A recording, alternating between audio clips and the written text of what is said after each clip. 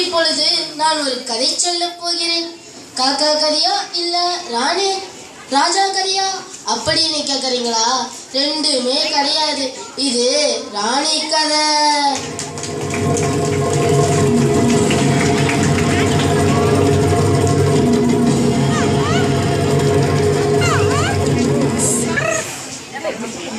ஒரு ஊர்ல ஒரு ராணி ஆட்சி செய்து வந்தாங்க. அந்த ராணியோட பேரு வேட்டை ராணி.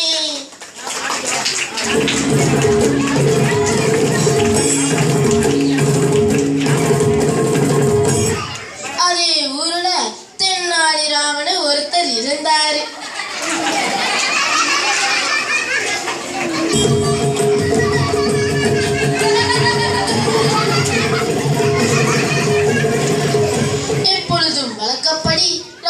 அரசவைக்கு வந்த பிறகு அன்றைய புகார்கள் என்னவென்று கேட்பார். அமைச்சரும் புகார்களை கூறுவார். அது போலவே அன்றைய தினமும் ராணி அரசவைக்கு வந்தார். பராம்பேர் ஓனா மாரி பராம்பேர் யானை மாரி. சரி சரி, ராணி வந்துட போறாங்க. ராணி தானே, ராஜாதி ராணி. ராணி பல்வரல, ராணி குளிக்கல, ராணிக்கு ஓவர் மேகாவே. வேட்டைய ராணி வரார் வரார் வரார்.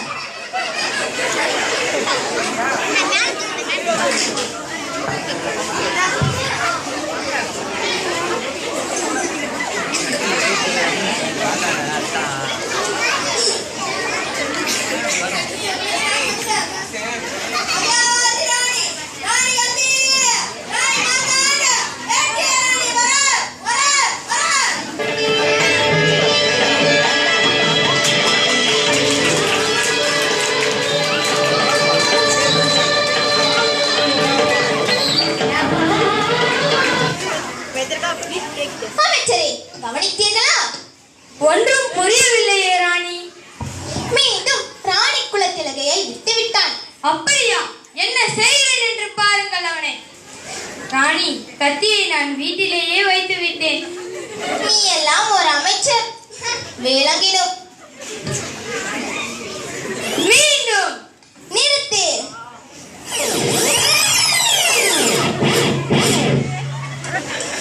தொடங்கட்டும்.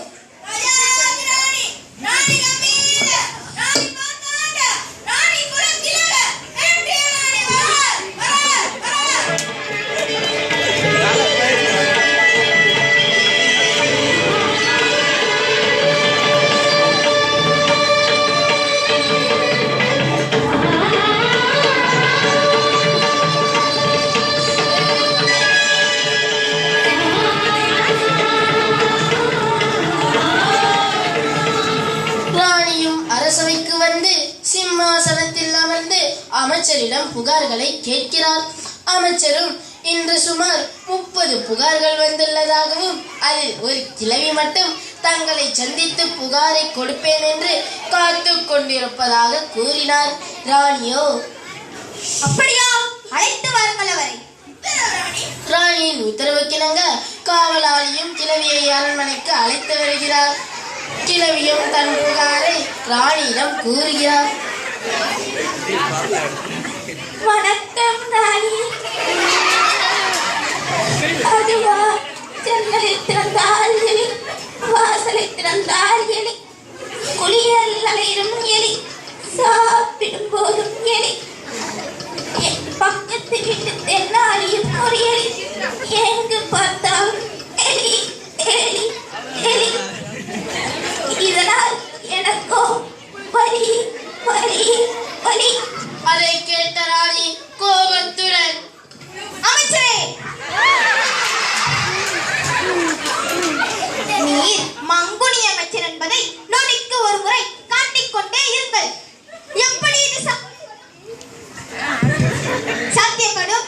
நான் ஆளும் எங்கு பார்த்தாலும் எலி தொல்லையா? வெட்கம், வேதனை, அவமானம். இப்பொழுதே இதற்கு ஒரு தீர்வு காண வேண்டும். உங்களின் தந்திர அறிவால் அதில்லை தான். இருந்தாலும் ஒரு மந்திரம் சொல்லுங்கள். ராணி, அப்படி என்றால் அண்டை நாட்டிற்கு ஓலையை அனுப்பி பூனைகளை இறக்குமதி செய்யலாம். ஆனால் எத்தனை பூனைகளை இறக்குமதி செய்ய வேண்டும் என்று நான் அறியேன் ராணி. என் கணக்கின்படி ஏறக்குறைய 1000 எலிகள் என்று எண்ணுகிறேன். இப்படி அமைச்சர் ராணியிடம் தெரிவித்தார். 1000 எலிகளை பிடிப்பதற்கு எத்தனை பூனைகள் வேண்டும் என்று இருவரும் வெகு நேரம் யோசித்தனர். அமைச்சரும் எவ்வளவோ யோசித்தும் சரியான பூனையின் அளவை கண்டுபிடிக்கவில்லை. ஆகவே இறுதியாக ராணி இதனை மக்களிடம் கொண்டு செல்லலாம் என்றும் மக்கள் உதவுவார்கள் என்றும் கூற அமைச்சரும் மக்களை அழைத்து வினாவை எழுப்ப எண்ணினார்.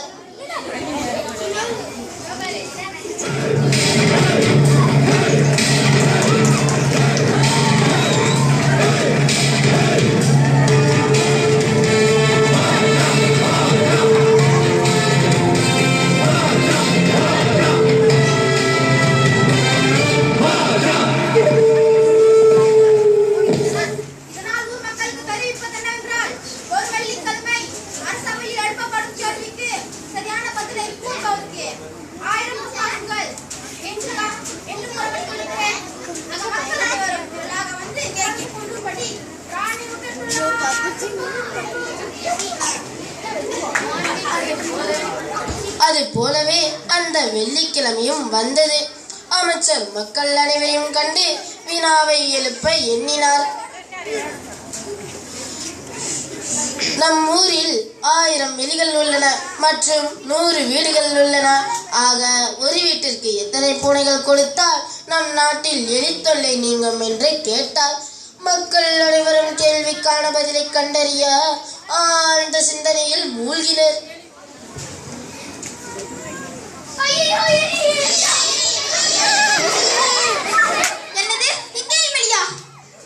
அது எலி இல்லையப்பா, தென்னாலி. அவனா? அவனுக்கு தமிழே வராதே.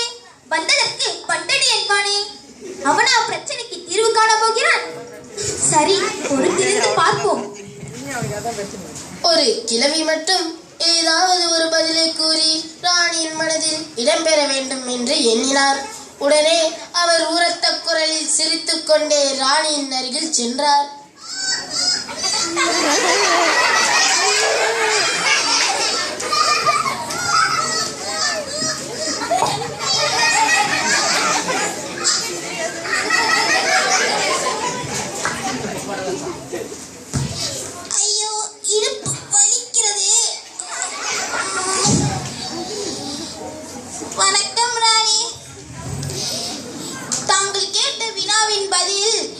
என்னிடம் உள்ளது.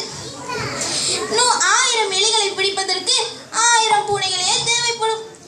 ஏனெனில் 1000 பூனை ஒரு பூனை ஒரு எலியை பிடிக்கும் அல்லவா? அதனால் 1000 பூனைகளை இறக்குமதி செய்யுங்கள் என்றார். அதை கேட்டவுடனே தென்னாலிராமன், என்ன ஒரு வினோதமானபடி ராணியாரே, என் யோசனைப்படி ஒரு வீட்டிற்கு ஒரு பூனையே போடுவான். அதை கேட்ட ராணி, அப்படியா? சற்று தெளிவாக கூறுங்கள். ராணியாரே, ஒரு வீட்டிற்கு ஒரு பூனை வாங்கினால் 100 வீட்டிற்கு 100 பூனைகளாகும். இந்த பூனைகள் ஒவ்வொன்றும் 10 எலிகளை பிடித்தால் 1000 எலிகளின் தொல்லை வெகு விரைவில் களையலாம். சுருக்கமாக கூறி, ஒரு பூனைக்கு 10 எலிகள் வீதம் 100 பூனைக்கு 1000 எலிகள். பிரச்சனை தீர்ந்தது. அதை கேட்ட அமைச்சர், ஆஹா, என்ன ஒரு அருமையான யோசனை தெனாலி. அது சரி, ஆனால் பூனைகளின் பசிக்காக பாலினை எப்படி பங்கிட்டு கொடுப்பது என்றும் 100 பூனைகளுக்கு எத்தனை புட்டி பாலை தயார் செய்வது என்பதிலும் எனக்கு சற்று குழப்பமாகவே உள்ளது. அந்த பதிலையும் நீயே கூறுவாயா தெனாலி? அதை கேட்ட கிழவி,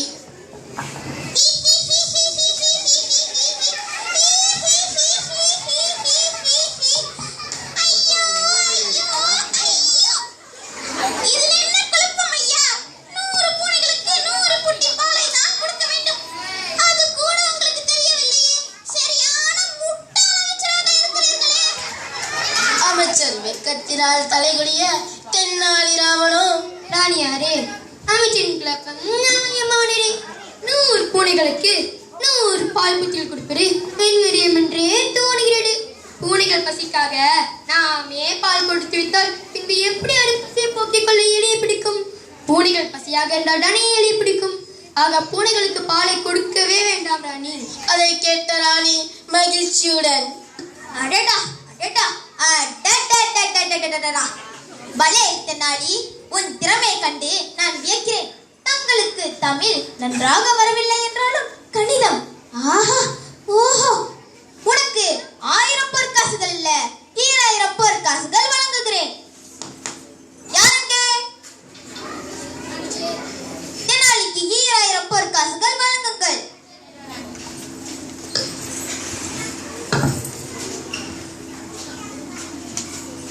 நன்றி ராணியாரே.